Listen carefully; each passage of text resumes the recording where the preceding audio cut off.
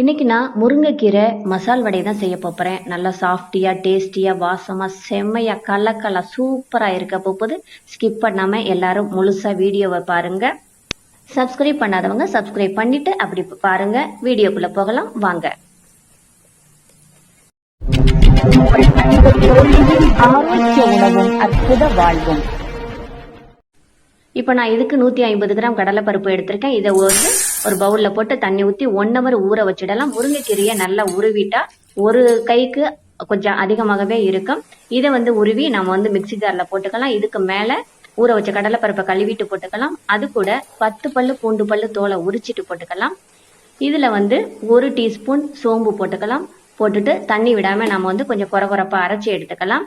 இதுல 1-2 கடலைப்பருப்பு கொஞ்சம் முழுசா இருக்கும். ஒரு 2 ஸ்பூன் அளவுக்கு தண்ணியை விட்டு இன்னும் கொஞ்சம் நல்லா அரைச்சி எடுத்துக்கலாம். இதை அரைச்சி எடுக்கிறதுக்கு கொஞ்சம் நேரம் தான் ஆகும். ஆனா சூப்பரா அழகா இருக்கும். அந்த பச்சையா இருக்கும் போதே நல்லா ஒரு வித்தியாசமான நல்ல ஒரு மணமா கூட இருக்கும். இதை நாம ஒரு பெரிய பாத்திரத்துல போட்டுக்கலாம். இது கூட ஒரு பெரிய வெங்காயத்தை குட்டி குட்டியா நைஸா கட் பண்ணி போட்டுக்கலாம். அடுத்ததா 3 பச்சை மிளகாயை குட்டி குட்டியா கட் பண்ணி போட்டுக்கலாம்.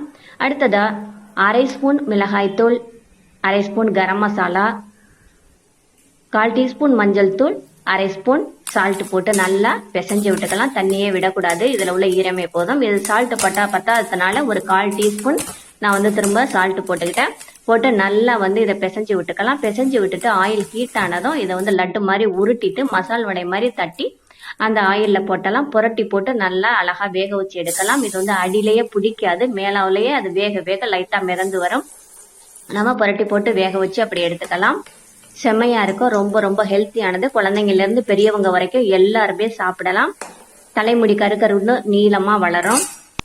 கண்களுக்கு ரொம்ப நல்லது. கண் பார்வை திறனை கொடுக்கும். எலும்புகள் நல்லா அழுத்தமா இருக்கும். ஸ்கின்னு நல்லா சைனிங்கா இருக்கும். ஹீமோகுளோபினை பெருக செய்யும். பாருங்க எவ்வளவு சூப்பரா வந்திருக்குன்னு.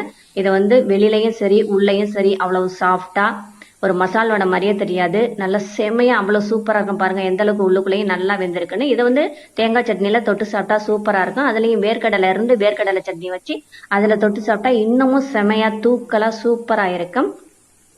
இது சாப்பிட்றதுனால ஹீமோகுளோபின் நிறைய பெருகும். ரொம்ப ரொம்ப ஆரோக்கியமாக இருக்கலாம். இந்த வீடியோவை ஸ்கிப் பண்ணாம பாருங்க.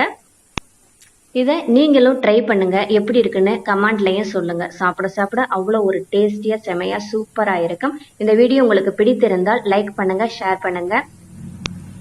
மறக்காம பக்கத்துல உள்ள பெல் ஐகானை கிளிக் பண்ணுங்க.